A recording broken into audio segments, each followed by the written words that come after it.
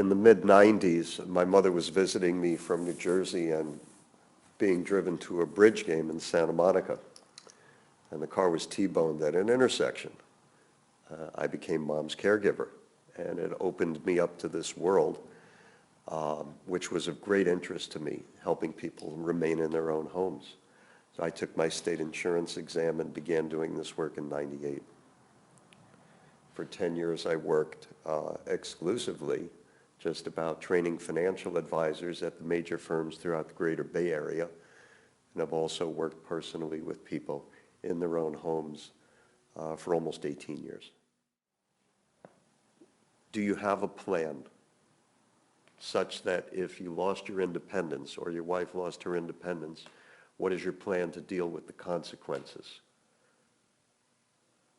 I ask them if they have life insurance. Typically they say yes.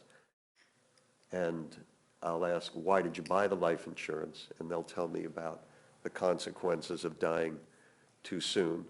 And there's a mortgage left on the home and the children aren't through college yet or whatnot. And then we talk about the consequences of living so long such that one has lost their independence for physical and or mental reasons. And I try and help them see the wisdom of having a plan to guard against those consequences. And by the way, one need not have insurance to successfully deal with these consequences. For example, if someone owns a $1 million vacation home in Lake Tahoe, and they own it free and clear, and they have no interest whatsoever in buying long-term care insurance, I'll encourage them to make sure that they tap into the equity of that vacation home or sell it altogether and have that be their long-term care nest egg. So again, planning is the important thing. It's no different than having a living well. We know about living wills. Do you want to be kept on life support? If so, for how long? A lot of people don't want to be kept on a ventilator. So while we are compos mentis and we have possession of our faculties, we create a so-called advanced healthcare directive. I have available for people with whom I work a planning tool. It's a very simple 4-step tool. Number one, if I lose my independence, who do I want providing my in-home care? If things are not working out at home, what facility might I want to go to?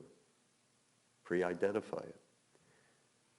Where will the money come from? Identify a particular income stream that would fund the cost of care and or sale of an asset or assets to provide the necessary money, and where insurance might come in if that individual wants it.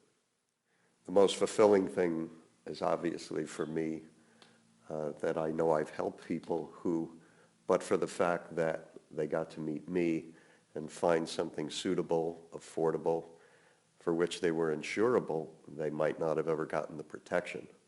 And that's a very satisfying feeling.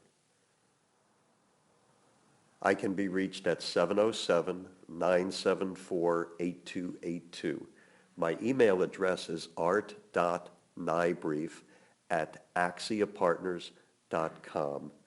And my website is artforltc.com.